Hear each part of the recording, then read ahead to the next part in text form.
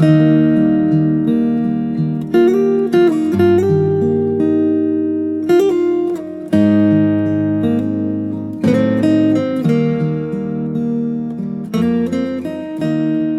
bien, ouvrons notre Bible dans 1 Pierre 1, 3, 5. Laissez-moi vous le lire.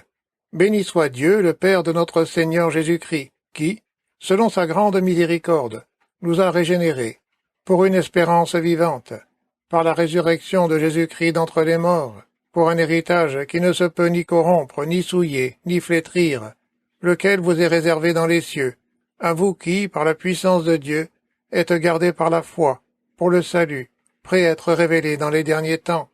Il y a là une grande déclaration, une déclaration radicale de l'apôtre Pierre, concernant le miracle du salut. Le mot-clé dans cette partie de l'Écriture est au verset 4. C'est le mot héritage. L'héritage est défini au verset 5 comme étant un salut prêt à être révélé. Le verset nous appelle ensuite à bénir Dieu pour notre salut éternel. Et voilà ce qui est au cœur du culte. Bénir Dieu, adorer Dieu pour l'héritage éternel qu'il nous donne. C'est vraiment la raison pour laquelle nous nous réunissons. C'est la raison pour laquelle nous sommes ici le jour du Seigneur. C'est la raison pour laquelle nous l'adorons. Nous louons et remercions Dieu pour notre salut éternel. Il était important que Pierre commence ainsi en écrivant cet épître, car il écrit à des chrétiens dispersés, persécutés. Ils ont été blâmés pour l'incendie de Rome. Il y avait alors un rejet énorme du christianisme, une hostilité extrême, à l'égard de tout croyant. Ils étaient accusés d'holocauste massif dans la ville de Rome. C'était une période très difficile pour eux. Et pourtant, au milieu de celle-ci, Pierre leur dit « Vous ne devez pas vous concentrer sur vos problèmes, mais plutôt sur Dieu. Arrêtez de regarder ce qui se passe autour de vous, et commencez à regarder à celui qui est responsable, au-dessus de vous, à savoir Dieu. » Ainsi, en écrivant à ces chrétiens persécutés, quelque peu abattus, traités avec hostilité, il les appelle à la louange, et il leur demande d'adorer Dieu.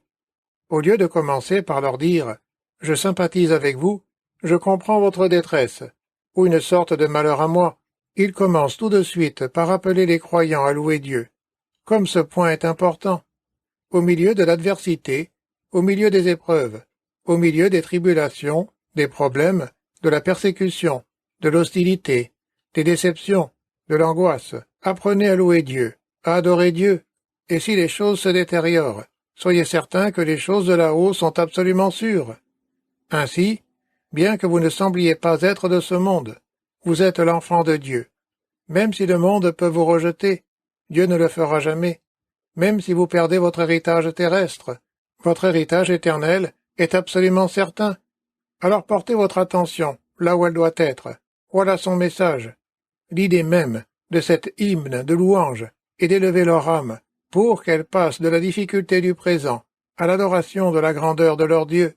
Et ce sur quoi ils portent leur attention, c'est leur salut éternel, qu'ils appellent leur héritage. C'est ce salut, dit-il au verset 5, qui est prêt à être révélé dans les derniers temps. En d'autres termes, la plénitude du salut final du corps et de l'âme est la présence de Jésus-Christ, de qui provient leur salut, et que nous avons obtenu, n'est qu'un avant-goût. Il leur dit, concentrez-vous sur la gloire éternelle à venir, sur le moment où nous verrons Jésus. C'est la cause de ces louanges. C'est ce qui le pousse à dire « Béni soit Dieu le Père ». C'est un appel à la louange, un appel au culte, un appel à l'adoration de Dieu qui nous a accordé le salut. Or, bien-aimés, dans l'Église de Jésus-Christ, cela devrait être notre thème récurrent. Et je dois vous avouer, et je vous déverse ici mon cœur dans la prière, comme ce matin lors du service précédent, cela me consterne de regarder en mon cœur, et dans le cœur du peuple de Dieu, pour voir à quel point nous sommes indifférents à cette réalité du salut, combien nous pouvons être stupides. Vous rendez-vous compte que vous allez vivre toute l'éternité, à jamais, sans fin, et que l'occupation de toute cette éternité consistera à louer Dieu pour votre salut éternel. Vous le ferez, et les anges le feront au nom de ce que Dieu a fait pour vous. Tous les rachetés de tous les âges, pour toujours et à jamais, s'exalteront, seront ravis, se réjouiront et loueront le Dieu vivant, pour les gloires et les merveilles du salut, qui vous occuperont pour toujours et à jamais. Vous ne vous lasserez jamais, votre joie ne sera jamais diminuée, et pourtant, quand on y pense, ça a l'air ennuyeux, parce que nous ferions cela les yeux fermés. Quel commentaire sur la faillite de nos âmes, n'est-ce pas? Quel commentaire sur notre état de péché, sur le fait que nous avons même besoin d'être exhortés à glorifier Dieu pour notre salut. Nous avons besoin d'être instruits pour le bénir de l'héritage éternel que nous avons reçu. Cela nous parle de la laideur de notre condition déchue, du fait que ce n'est pas l'occupation permanente de notre cœur. Comment pouvons-nous en conclure que nous pouvons prendre cela pour acquis? Comment se fait-il que nous puissions arriver à la conclusion que nous n'avons pas à nous préoccuper plus que cela de louer continuellement et constamment Dieu, de nous avoir rachetés comme nous le faisions dans les premières heures qui ont suivi notre conversion? Comment pouvons-nous ne plus persévérer sur quelque chose que nous ferons pour toujours et ne jamais détériorer notre état parfait? Et la réponse est que c'est parce que nous sommes toujours dans un état imparfait et que c'est notre erreur qui nous pousse à traiter cette réalité transcendante avec apathie et indifférence. Alors peut-être que Pierre, ce matin, en cette heure de louange, nous invite à un avant-goût de ce que nous allons faire à jamais, bénir Dieu pour le salut éternel qu'il nous a donné à nous, ses enfants, en héritage. Or, quand nous pensons à adorer Dieu pour notre héritage éternel, Pierre nous décrit dans cette doxologie les éléments de cet héritage, qui suscitent la louange. D'abord la source de notre héritage, puis le motif de notre héritage, les moyens de notre héritage, la nature de notre héritage, et l'assurance de notre héritage. Chacun de ces éléments, et tout ceci collectivement, devrait tirer des éloges de nos cœurs. Tout d'abord, observons la source de notre héritage. Béni soit Dieu, le Père de notre Seigneur Jésus-Christ. Le fait même que nous bénissions Dieu, qui est le Père de notre Seigneur Jésus-Christ, le fait même que nous l'adorions et le louions nous indique que c'est lui la source. Dieu le Père de notre Seigneur Jésus-Christ, le seul vrai Dieu, le Dieu tout-puissant, le Dieu de l'Ancien Testament, le vrai Dieu vivant, le seul Dieu, le Dieu qui a dit « Je suis », le Dieu qui a dit « Il n'y a pas d'autre Dieu que moi », le seul vrai Dieu qui est venu dans le monde sous la forme du Seigneur Jésus-Christ et qui est donc avec son propre Fils. C'est le vrai Dieu qui est la source de notre héritage. La beauté de ce nom, le Seigneur Jésus-Christ, est qu'il résume toute la vérité rédemptrice, toute la plénitude rédemptrice. Le Dieu qui est la source de notre salut, et le Dieu qui est un en essence avec le Seigneur, le souverain Jésus, l'humain, l'incarné, Christ, le roi oint, celui qui est venu nous racheter. Ainsi, la source de notre héritage n'est autre que le vrai Dieu, le Dieu qui est révélé à travers son Fils, le Seigneur Jésus-Christ. Il est la source. C'est-à-dire que ce salut que nous avons reçu, il nous l'a donné. Remarquez, s'il vous plaît, au verset 1, que Pierre dit à ceux qui résident dans les différents pays qu'ils ne sont pas de ce monde, qu'ils sont élus. Verset 2, selon la préscience de Dieu le Père. Et Pierre appelle à ses lecteurs et à nous-mêmes que nous sommes ce que nous sommes en Christ, parce que Dieu, en tant que source, nous a choisis. Nous avons fait une merveilleuse série d'études à ce sujet les dimanches soirs, à propos du fait d'être choisis par Dieu. Il est la source de notre héritage. Dieu dans sa grâce, Dieu dans sa bonté, Dieu dans son amour, Dieu dans sa souveraineté vous a choisi et m'a choisi pour recevoir le salut éternel. Ne puis-je pas lui offrir une vie de louange en réponse à cela? Quel en est le motif? Pourquoi a-t-il fait cela? La deuxième chose que je veux que vous compreniez est ce motif. Il nous est dit au verset 3, « Béni soit Dieu, le Père de notre Seigneur Jésus-Christ, qui, selon sa grande miséricorde, nous a régénérés. » Et ainsi de suite, puis, pour un héritage, et un salut prêt à être révélé dans les derniers temps, car c'est par miséricorde qu'il l'a fait. C'est venu du cœur de Dieu parce que Dieu possède une caractéristique, appelée miséricorde.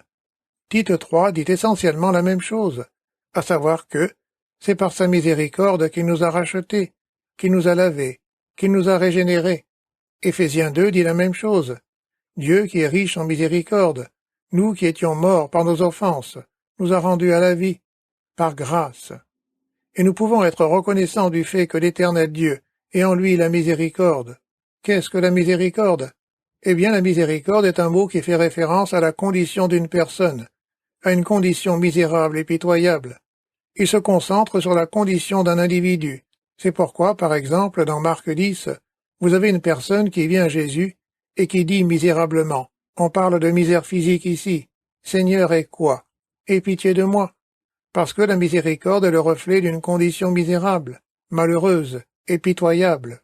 Et c'est précisément la condition des pécheurs. Nous avons besoin de la miséricorde. Nous avons besoin de quelqu'un qui montre de la compassion pour notre condition pitoyable, désespérée, malheureuse et misérable, en tant que pécheurs. L'Évangile ne parle que de miséricorde. Il s'agit de la compassion de Dieu envers les personnes dans une condition misérable. Et quelle est cette condition misérable? C'est le fait d'être mort par l'offense et le péché. C'est le fait d'être maudit. C'est être déchu. C'est être privé de la vie de Dieu en son âme. C'est être nu en termes de bien.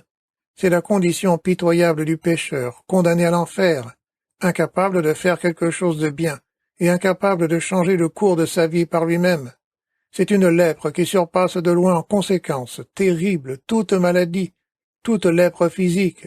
Nous sommes ici dans la condition pitoyable d'être perdus dans le péché, condamnés à l'enfer, captifs du péché, esclaves du péché. Nos esprits sont corrompus, nos cœurs sont corrompus et trompeurs. Nos désirs sont mauvais et misérables. Et dans cet état pitoyable, nous avons besoin de la miséricorde. C'est la préoccupation douce, compatissante et patiente de Dieu pour nous. Vous pourriez le regarder en contraste avec la grâce. La miséricorde respecte la condition malheureuse et misérable de l'homme. La grâce respecte la culpabilité de l'homme, qui est à l'origine de cette condition. Quand Dieu nous donne la miséricorde, c'est pour changer notre condition. Quand Dieu nous donne la grâce, c'est pour changer notre position. L'un nous fait passer de la culpabilité à l'acquittement, l'autre nous fait passer de la misère à la gloire. Voilà ce qui se cache derrière le salut. Dieu a porté le regard sur vous et a eu de la compassion pour vous. N'est-ce pas merveilleux? Il n'y avait rien en vous qui soit attirant en soi. C'est juste que Dieu est compatissant. Dieu est miséricordieux. Le cœur de Dieu s'attriste devant la misère des gens. C'est pourquoi, lorsque Jésus est venu dans le monde, il a guéri des personnes atteintes de maladies comme expression de la compassion de Dieu. Jésus aurait pu prouver son caractère divin par une myriade d'autres moyens que cela. Il aurait pu faire toutes sortes de miracles, mais ceci démontrait le cœur compatissant de Dieu. Dieu est miséricordieux. Exode 34:6 mentionne « L'Éternel, Dieu miséricordieux », presque comme si c'était son nom. Le psaume 108:4 précise « Car ta bonté s'élève au-dessus des cieux, et ta fidélité jusqu'aux nues. » En d'autres termes, elle est immense. Il y en a assez pour toutes les conditions. Michée 7:18 dit, et j'aime ce passage, « Il prend plaisir à la miséricorde. » Lamentation 3:22 nous dit que ses compassions ne sont pas à leur terme. Le fait que nous soyons en vie résulte de sa miséricorde pour notre pitoyable état. Puis pour ceux qui le connaissent et l'aiment, sa miséricorde se renouvelle chaque matin. Thomas Watson a déclaré, « C'est la miséricorde de Dieu qui adoucit tous les autres attributs. » Il a ajouté, « La sainteté de Dieu sans la pitié et sa justice, sans la pitié était terrible. Quand l'eau fut amère et qu'Israël ne pouvait plus boire, Moïse jeta un arbre dans les eaux, et elles furent ensuite rendues douces. À quel point les autres attributs de Dieu pouvaient-ils être amers et terribles? La miséricorde ne les a-t-elle pas adoucis? La miséricorde que Dieu donne, il la donne à qui il veut. Dans Romains 9, il est dit, « Je ferai miséricorde à qui je fais miséricorde. » Par compassion, il a choisi d'être miséricordieux envers vous et envers moi, et de nous accorder le salut éternel. Il en est la source, et il l'a fait par miséricorde, et non par quoi que ce soit que nous aurions pu faire, ou mériter. Est-il étonnant que Paul, dans 2 Corinthiens 1:3, appelle Dieu le Père des miséricordes? Et cette grande miséricorde salvatrice de Dieu est gratuite. Elle est abondante. Elle est éternelle. La miséricorde du Seigneur existe d'éternité en éternité. C'est sa miséricorde qui l'a mené à vous donner un héritage. Pouvez-vous lui être reconnaissant? Pouvez-vous être assez reconnaissant pour vivre de manière à apporter la gloire à son nom béni? La grandeur de cette miséricorde se voit dans la différence entre ce que nous étions et ce que nous sommes devenus en Christ. La source de notre héritage éternel est Dieu, et la raison en est la miséricorde. Quel en est le moyen? C'est le 3e point. Comment pouvons-nous nous approprier cela?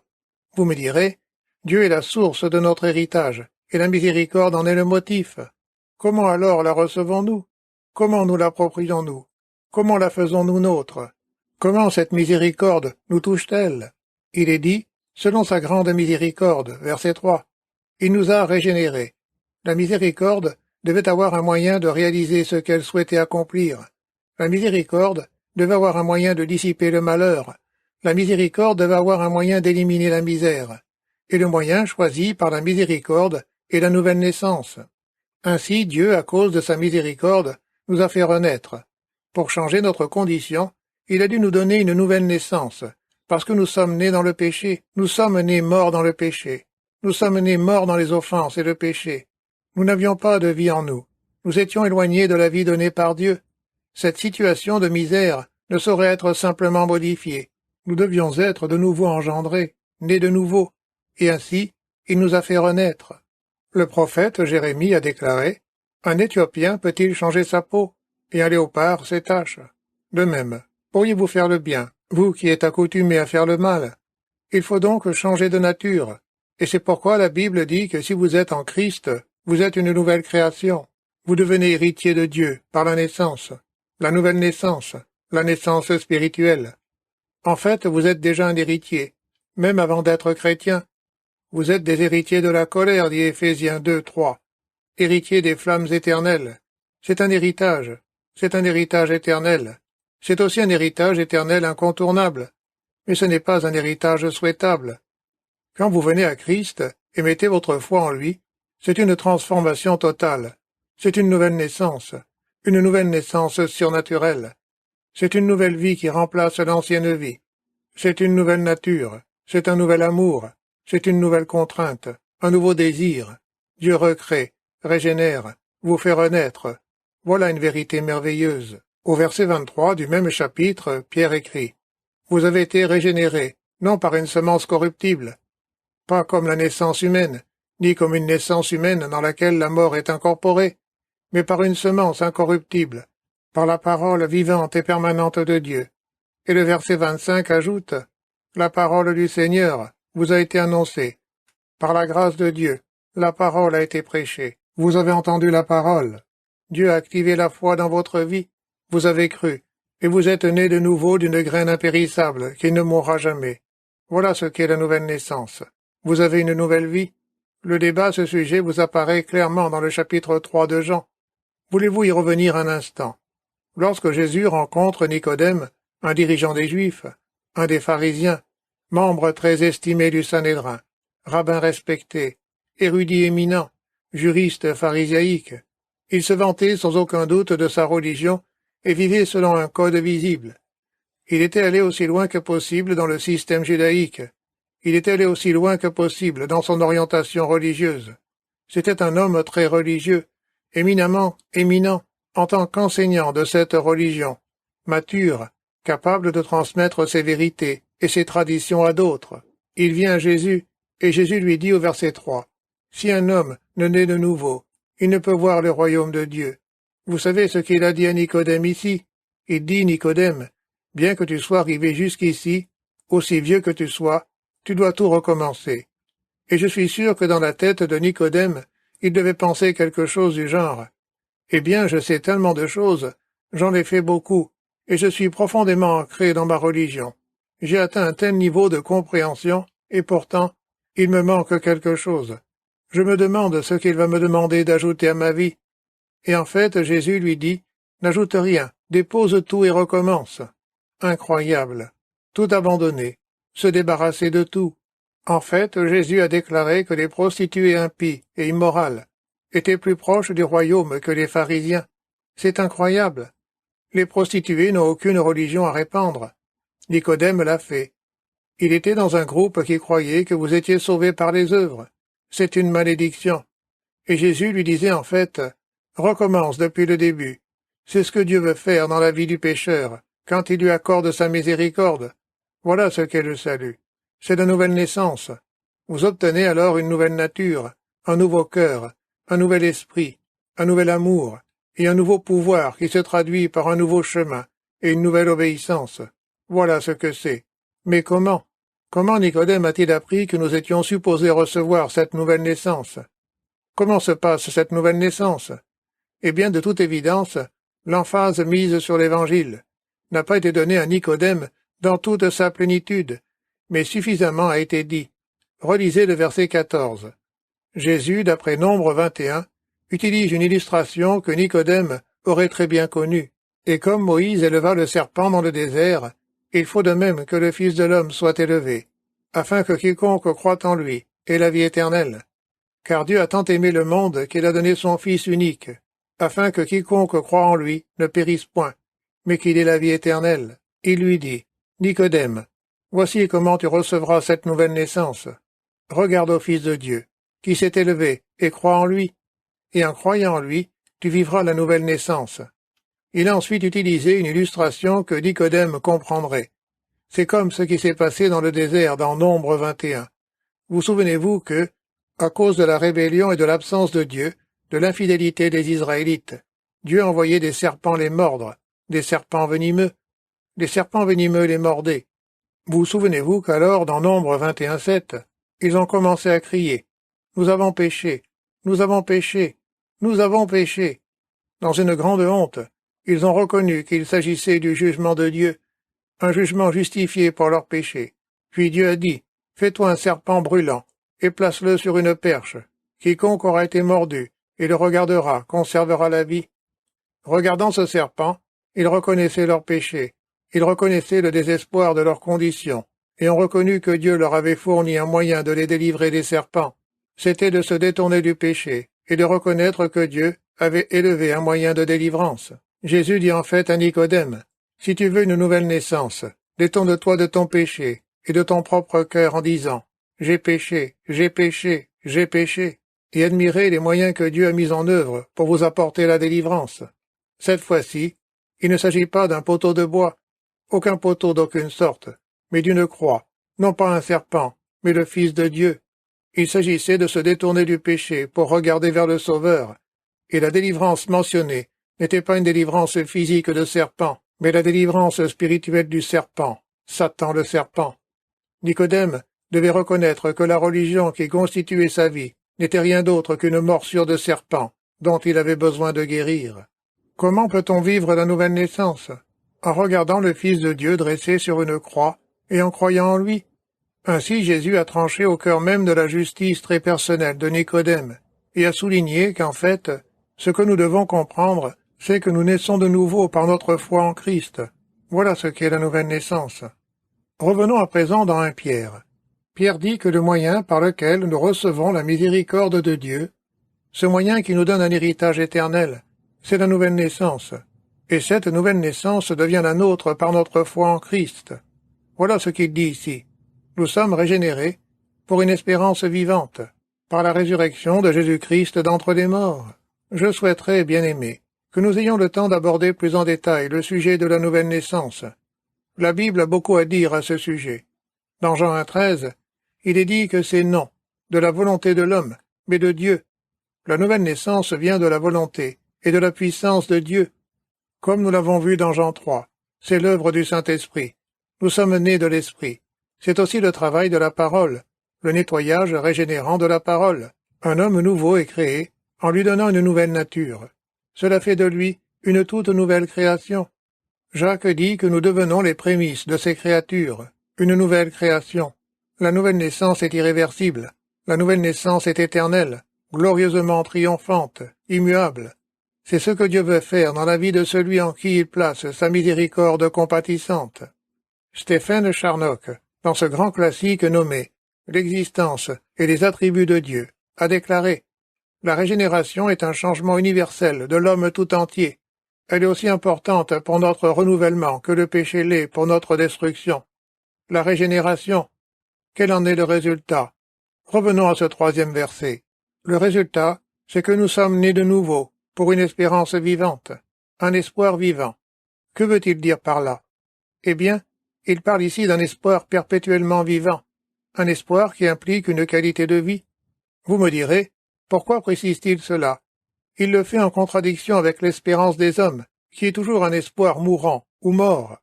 Vous réalisez, n'est-ce pas, que tous les espoirs des hommes et des femmes, autres qu'en Jésus-Christ, sont des espoirs morts ou mourants. Le monde ne connaît que des espoirs mourants. Au mieux, tous les espoirs et les rêves des hommes mourront quand ils quitteront ce monde, s'ils ne sont pas morts depuis longtemps. C'est la raison pour laquelle les Écritures nous disent « Si c'est dans cette vie seulement que nous espérons en Christ, nous sommes quoi? Les plus malheureux de tous les hommes. Vous êtes une personne misérable, si votre seul espoir est placé dans ce monde, car il mourra, Tous les espoirs meurent. La mort coupe le fil de tout espoir. Mais nous avons un espoir éternel. Nous avons un espoir vivant. Un espoir qui ne meurt jamais. Un espoir qui mène à un accomplissement complet et total, ultime, glorieux et éternel. Voilà notre espoir. C'est une espérance telle que Pierre l'a décrite dans 2 Pierre 3,13. De nouveaux cieux et une nouvelle terre où la justice habitera. Voilà notre espoir. Un espoir éternel. Voilà l'espoir qui nous soutient. C'est l'espérance que Dieu réalisera dans sa grâce merveilleuse et par sa merveilleuse promesse. Et qu'est-ce qui a poussé Paul à dire « Pour moi la vie, c'est le Christ et mourir ». C'est quoi? C'est un gain. Comment cela peut-il être un gain de mourir? Comment cela peut-il être vrai? Parce qu'alors votre espoir devient réalité. Mourir est un avantage. C'est acquérir la vue glorieuse de Dieu, acquérir la présence glorifiée de Jésus-Christ, acquérir la fraternité et la jouissance complète, ininterrompue et sans entrave de Dieu, du Christ, du Saint-Esprit, des anges et des saints. La mort est un gain parce que nous gagnons une place dans la splendeur glorieuse du ciel. Et la mort est un gain parce que nous gagnons la fraternité et l'assurance sans réserve et complète pour lesquelles Dieu nous a conçus. Mourir est un gain parce que nous obtenons alors la perfection de la sainteté éternelle, l'éternelle perfection, l'éternelle justice, la délivrance du péché. Mourir est un gain parce que nous gagnons la royauté, l'honneur et la gloire du ciel. Nous gagnons le plaisir de se trouver à sa droite à jamais. Ainsi, William Gurnall a déclaré « La mort n'est pas quelque chose qu'un chrétien craint. En fait, dit-il, l'espoir est le linceul du saint dans lequel il s'enveloppe quand il s'endort dans la mort. L'espoir de la résurrection de l'esprit, l'espoir de la résurrection du corps. » Et qu'est-ce qui nous donne cette espérance? Revenons au verset 3. C'est la résurrection de Jésus-Christ d'entre les morts. Cela signifie donc que le fait de recevoir notre héritage est une nouvelle naissance, qui nous donne l'espoir vivant de cet héritage à venir, et cet espoir s'appuie sur la résurrection de Jésus-Christ d'entre les morts. Dans Jean 14, 19, Jésus a dit « Car je vis, et vous vivrez aussi. » Jésus a dit « Je suis la résurrection et la vie. » Et chose merveilleuse, il a ensuite prouvé que c'était le cas, en ressuscitant Lazare d'entre les morts. Et il ajoute « Quiconque croit en moi ne mourra jamais. » Dans 1 Corinthiens 15, 17, le chapitre intitulé « La grande résurrection », il est dit « Et si Christ n'est pas ressuscité, votre foi est vaine. Vous êtes encore dans vos péchés. Voilà ce qu'il en est. Même si vous espérez en Christ dans cette vie, et dans cette vie seulement, vous êtes damnés. Mais Christ est sorti de la tombe, a pris la clé et a ouvert la porte du trésor qu'est l'espoir. La résurrection de Christ est donc le couronnement de son œuvre expiatoire. Il nous montre que, dans sa mort, il a effacé les péchés du monde, satisfait la justice de Dieu, vaincu la mort. Notre espoir est donc un espoir vivant. Il est revenu d'entre les morts pour nous donner cette vie incorruptible, qui nous donne un espoir vivant, un espoir qui ne meurt jamais. Et tout cela nous appartient par le biais de la nouvelle naissance, de la régénération, du pouvoir de transformation de Dieu. Ainsi notre héritage a donc pour source Dieu, pour motif la miséricorde et pour moyen la nouvelle naissance. Jetons un œil à sa nature. C'est tellement merveilleux.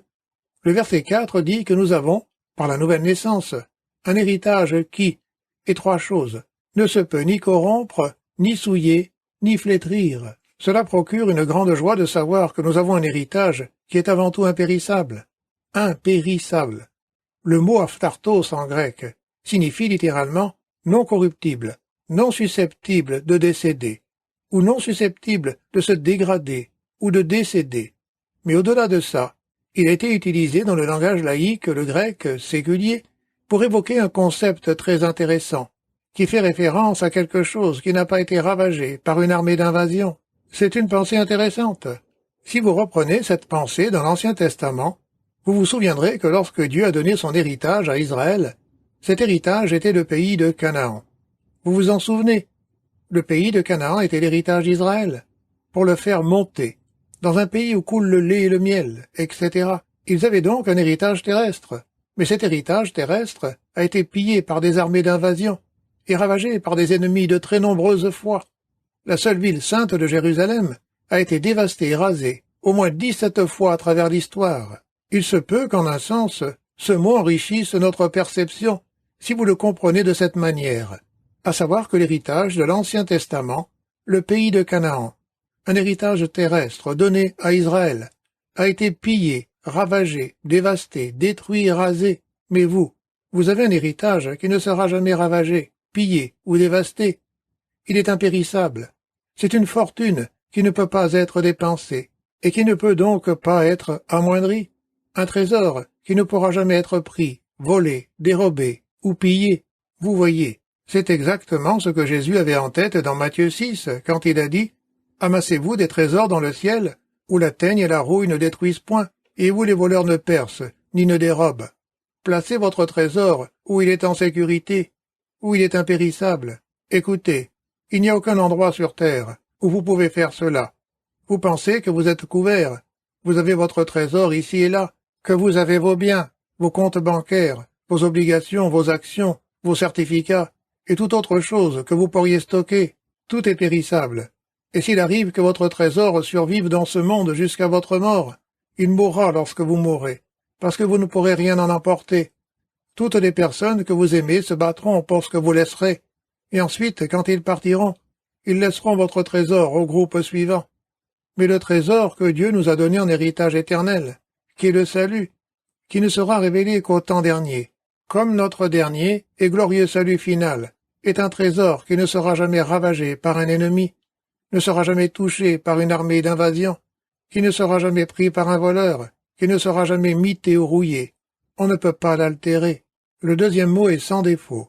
Amiantos, en grec, non souillé, non pollué, non souillé de péché, de mal, de délabrement. Tout dans ce monde est souillé, tout dans ce monde est taché, tout dans ce monde a été touché par le péché, tout dans ce monde, comprenez-vous cela, tout est déficient, tout échoue. C'est pourquoi la Bible dit dans Romains 8 que toute la création attend avec un ardent désir la révélation des fils de Dieu. La création est tachée, elle est souillée. Il existe une lèpre morale qui a tout corrompu dans ce monde, absolument tout. Nous vivons dans un monde pollué, nous respirons de l'air infesté et infecté, et nous le transmettons à tout ce que nous touchons. Et cette pollution n'a rien à voir avec le brouillard de pollution, ni l'infection du sida. C'est le péché. Le péché. Tout l'héritage terrestre est souillé. Mais il y a un héritage qui ne l'est pas. Tout ce qu'il y a de mieux sur cette terre sont des excréments, des ordures, du fumier aux yeux de Paul. Mais ce trésor qu'est la droiture de Jésus-Christ, nous dit-il dans Philippiens 3, 7, 9, c'est un héritage qui n'est ni taché, ni souillé, que c'est merveilleux. Tout ce que vous avez dans cette vie est corrompu. Votre nouvelle voiture va rouiller, votre nouvelle maison vieillira et se décomposera. Même l'argent que vous gardez quelque part sera victime d'une économie en mutation. Votre plus grand trésor pourrait même vous être volé. Tout a une fin, tout se décompose, tout se corrode, tout se corrompt. Mais pas ce que vous placez au paradis. Où portez-vous votre regard? Où est votre trésor? Le stockez-vous là-haut pour ajouter à la joie du salut éternel? Ou êtes-vous assez ridicule pour investir dans ce qui est souillé? Le troisième terme qu'il utilise est un mot qui veut dire « qui ne flétrit pas ». La version NIV le traduit par « qui ne disparaîtra pas ». Voilà ce qu'est le mot « non flétrir ». Il est essentiellement utilisé pour désigner les fleurs qui pourrissent, qui dépérissent et meurent. Et cela nous suggère ici que nous avons un héritage qui ne perdra jamais sa beauté surnaturelle. Il ne disparaîtra jamais, il ne vieillira jamais. Vous voyez, le royaume des cieux ne contient aucun élément en décomposition, aucun péché, rien de périssable, rien n'est souillé et rien n'y disparaît. Toutes les usures du temps ne peuvent pas l'altérer, car c'est un endroit intemporel. Aucune souillure du péché ne peut le salir, parce que c'est dans un endroit sans péché. Pierre dit que lorsque le souverain pasteur paraîtra, nous obtiendrons la couronne incorruptible de la gloire qui ne se fane pas. Qui ne se fane pas. Oh, que c'est merveilleux! Que c'est merveilleux! Et à cause de notre héritage, qui ne pourra jamais être corrompu, qui ne sera jamais souillé et qui ne disparaîtra jamais, Pierre nous dit que nous devons nous réjouir, que nous devons bénir Dieu, que nous devons adorer Dieu. Le dernier point que Pierre fait valoir, et qui est riche de sens, est l'assurance de notre héritage. Vous vous rappelez, vous vous disiez, ce serait merveilleux si nous pouvions profiter de cet héritage, si nous pouvions vraiment nous réjouir et bénir Dieu, mais je crains que nous ne le perdions. Comment pouvons-nous être sûrs que nous ne le perdrons pas? Comment savons-nous que quelqu'un ne viendra pas nous le prendre? Comment savons-nous qu'il ne peut pas être pillé ou volé? Pierre veut répondre à cela. Il veut que nous jouissions de notre héritage sans cette peur. Ainsi, au verset 4, à la fin du verset, il dit « Lequel vous est réservé dans les cieux ?» Comprenez-vous? On pourrait se dire « Et si quelqu'un d'autre pouvait l'obtenir ?» Que se passerait-il si en étant persécuté, en subissant cette hostilité, ce rejet et les difficultés que je vis en ce moment, que se passerait-il si je tombe plus ou moins dans le péché, que je perde cet héritage et que quelqu'un d'autre l'obtienne? Pierre nous dit donc qu'il vous est réservé dans les cieux. C'est merveilleux. Le mot réservé signifie garder. Il est gardé pour vous au paradis. Et l'idée ici, c'est que c'est en fait un participe passé. Cela signifie que votre héritage, qui existe déjà, est actuellement sous bonne garde au ciel, en ce moment même, et qu'il est continuellement gardé pour vous. C'est sensationnel. Et où est-il gardé? Au paradis. Est-ce un endroit sûr? C'est l'endroit le plus sûr. L'endroit le plus sûr. C'est l'endroit où la teigne et la rouille ne détruisent point, et où les voleurs ne percent ni ne dérobent. A déclaré Jésus. C'est l'endroit le plus sûr. Vous souvenez-vous, dans Apocalypse 21-27, il est dit à propos du ciel. Il n'entrera chez elle rien de souillé, ni personne qui se livre à l'abomination et au mensonge. Il n'entrera que ceux qui sont écrits dans le livre de vie de l'agneau. Eh bien, personne n'ira jusque là-haut, ni ne prendra votre trésor, ni Satan, ni un démon, ni qui que ce soit. Au chapitre 22, verset 14. Heureux ceux qui lavent leurs robes, afin d'avoir droit à l'arbre de vie, et d'entrer par les portes dans la ville. C'est du paradis qu'on parle ici, de la nouvelle Jérusalem. Dehors les chiens, les enchanteurs, les impudiques, les meurtriers, les idolâtres, et quiconque aime et pratique le mensonge. Ils ne seront pas là-haut. Ils sont en dehors de ce royaume, de ce domaine. Le ciel ne connaîtra jamais aucune invasion. Le ciel ne connaîtra jamais aucune ruine de son trésor. Le ciel ne connaîtra jamais aucune perte, aucune dégradation de sa beauté. Le ciel ne sera jamais envahi par des armées qui combattront ses habitants. Le ciel ne connaîtra jamais aucune invasion, ni aucun pillage de ses splendeurs, comme un butin pourrait le connaître. Mais pas le ciel. Le trésor est en sécurité. Bien-aimés, je vous assure que par la miséricorde de Dieu, notre Dieu céleste qui nous a sauvés, lorsque nous ne le méritions pas, qui nous a accordé par la nouvelle naissance un salut éternel, qui nous est réservé au ciel, et qui ne pourra jamais en aucun cas être pillé, notre héritage est sécurisé. Et alors que vous servez le Seigneur Jésus-Christ ici-bas, et que vous vivez une vie de louange et d'adoration, vous continuez à ajouter à la réalité de ce trésor et à la joie du paradis éternel, lorsque vous vous investissez dans l'éternité. Votre trésor est en sécurité, et vous me direz, « Ok, je sais que le trésor est sécurisé, mais comment suis-je sécurisé, moi? Est-ce que je ne risque pas de tout ficher en l'air? » Il y en a certains, vous savez, qui enseignent que vous pouvez perdre votre salut, alors que d'autres recevront tout. Je peux me tromper. C'est pour cela qu'il est dit, « Lequel vous est réservé dans les cieux, à vous qui, par la puissance de Dieu, êtes gardés. » Non seulement le trésor est gardé, mais vous êtes protégés. N'est-ce pas merveilleux? Vous êtes protégés. Je suis protégé, ouais, mais par quoi suis-je protégé? Le pouvoir de Dieu, la toute-puissance de Dieu, la souveraineté toute-puissante de Dieu, une protection divine militaire continuelle. En ce moment même, vous êtes en train d'être protégé par le pouvoir de Dieu, indique le texte. Satan ne peut pas dévaster le ciel. Satan ne peut pas se rendre là-bas et vous condamner. C'est Dieu qui vous a déclaré juste. Comment Satan pourrait-il vous condamner avec succès? Nous dit Romains 8. Si Dieu est pour nous, qui sera avec succès contre nous? Si le Dieu saint, le Dieu infiniment juste dit que tout va bien pour nous, et que nous lui appartenons, qui a plus d'influence que lui? Celui qui a commencé de bonnes œuvres les accomplira jusqu'au jour du Christ. Il est celui qui peut vous préserver de toute chute et vous faire paraître devant sa gloire irrépréhensible, dit Jude 24. Le pouvoir suprême, l'omniscience suprême, l'omnipotence suprême, la souveraineté suprême, non seulement pour garder le trésor, mais également le croyant. Quelle pensée merveilleuse! Vous n'avez rien à craindre, bien-aimés. Autant vous réjouir. Comprenez-vous cela? Vous pourriez aussi bien vous réjouir. Personne ne peut voler votre trésor, et personne ne peut vous empêcher de le recevoir. Vous me direz, est-ce que je n'ai vraiment aucune part à prendre dans cela? Et si je tournais tout simplement le dos à Dieu, si je maudissais Dieu et m'éloignais? Eh bien, regardons ce que dit le verset. Vous, qui, par la puissance de Dieu. Êtes gardés par la foi. C'est votre rôle. Dieu travaille en vous pour cela. Votre foi, qui est continue en Dieu et en Christ, est la preuve du travail accompli par Dieu. Dieu ne vous a pas sauvé en dehors de la foi, et Dieu ne vous garde pas en dehors de la foi. Lorsque Dieu vous a sauvé, il a dynamisé cette foi en vous, et il veille sur vous. Il dynamise cette foi. Nous sommes donc gardés par le pouvoir de Dieu, et le pouvoir de Dieu agit à travers notre foi. C'est une pensée merveilleuse. La foi s'allume, dit Lenski, le commentateur luthérien.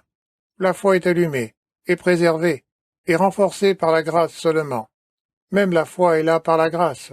La grâce, dit-il, atteint le cœur et l'âme, et produit des effets spirituels. Dis donc, c'est merveilleux. De sorte que pendant que d'un côté Dieu, par son pouvoir, ferme la gueule des lions et protège Daniel, de l'autre la foi de Daniel est à son apogée. Les deux vont toujours de pair. Ils vont toujours de pair. La protection du pouvoir omnipotent de Dieu et la persévérance de la foi.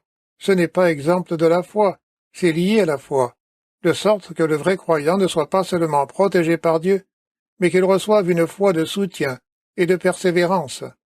Comme je l'ai dit précédemment, vous n'avez pas été sauvés si ce n'est par la foi, et vous êtes gardés par la foi. Vous avez été sauvés par la foi, et vous êtes gardés par la foi. C'est pourquoi il est ridicule de dire que vous pouvez être chrétien même si vous ne croyez pas. Certainement pas. Dieu ne vous protège pas par un acte souverain, indépendamment de tout ce que vous faites. Il vous sauve par un acte souverain, en activant par grâce votre foi, pour que vous continuiez à croire. Bien-aimés, qu'est-ce que Dieu nous a donné pour que nous devrions l'adorer? Pierre nous dit qu'il nous a donné un héritage éternel. Il nous a donné un salut prêt à être révélé dans les derniers temps. Ce qu'il entend par là, c'est que nous ne sommes pas encore entrés dans la plénitude. Nous n'avons pas encore tout expérimenté. Il reste encore la révélation, évidemment, le Christ dans toute sa gloire, qui viendra dans les derniers temps. Nous en avons un avant-goût maintenant, mais pas la totalité, mais Dieu nous l'a accordé. C'est maintenant un héritage. C'est un héritage que nous possédons dans une certaine mesure, pas encore dans sa totalité, mais qui nous est garanti. Dieu en est la source. Sa pitié en était le motif, et c'est merveilleux, car il ne nous l'a pas donné comme nous le méritions. Nous n'avons donc pas besoin de le mériter pour le garder. Il nous l'a donné parce que nous étions si malheureux, qu'il avait de la compassion pour nous. Et peu importe à quel point nous serons malheureux après cela, nous ne serons jamais aussi malheureux qu'avant. Il continuera ainsi à avoir la même compassion, et sa miséricorde se renouvellera chaque matin. Et le moyen par lequel l'héritage nous est parvenu est la nouvelle naissance, qui nous a donné cette espérance vivante par la résurrection de Jésus-Christ d'entre les morts. Et cet héritage ne pourra jamais périr, ne pourra jamais être souillé, ni ne disparaîtra. Il est sécurisé pour nous, tout comme nous le sommes. Et Pierre nous dit, peu importe votre condition physique, peu importe votre condition terrestre, vous devriez louer Dieu pour cela, vous devriez bénir Dieu pour cela, que nos cœurs puissent le faire. Prions ensemble. Pardonne-nous, Seigneur, d'avoir pris pour acquis cette réalité pour laquelle nous passerons l'éternité dans des louanges constantes. Oh, comme cela souligne notre erreur, la laideur de nos cœurs pécheurs, qui peuvent devenir si indifférents à ce grand salut que tu nous as donné, et qui peut devenir si préoccupés par des anecdotes inutiles et sans importance, si bien que nous pouvons perdre notre joie, que nous pouvons perdre notre attention qui devrait être sur toi, sur l'éternité, sur le paradis, pour la focaliser sur cette terre éphémère, pâlissante, défraîchie, en voie de disparition. Seigneur, aide-nous à transcender et à vivre en regardant les cieux. Oh, comme cela nous parle de la laideur de notre péché. D'un côté, nous nous justifions en disant que nous n'avons pas commis ce péché-là, que nous n'avons jamais commis tel ou tel péché, que nous n'avons pas commis ce péché-ci non plus, tout en nous disant nobles. Et de l'autre, nous regardons l'indifférence de nos cœurs à l'égard de notre salut éternel, notre manque cruel de gratitude, notre égocentrisme, l'horrible indulgence de notre volonté à chercher notre propre voie, que nous poursuivons si vicieusement, à savoir la perte de temps, d'argent et de ressources de ce monde corrompu, qui ne sont rien d'autre qu'un tas de cendres. Et quand le sarcophage sera enfin ouvert au temps dernier, tout s'effritera. Seigneur Dieu, comme cela nous montre le caractère pécheur de nos propres cœurs. Merci d'avoir tout démasqué. Donne-nous une nouvelle impulsion à vivre tournée vers les cieux, à investir dans l'éternité, à aspirer à être avec toi et à supporter tout ce que cette vie nous apporte d'épreuves. Car ces souffrances ne sont certainement pas dignes d'être comparées à la gloire qui sera la nôtre le jour où nous verrons le Christ face à face. Au nom de Jésus. Amen.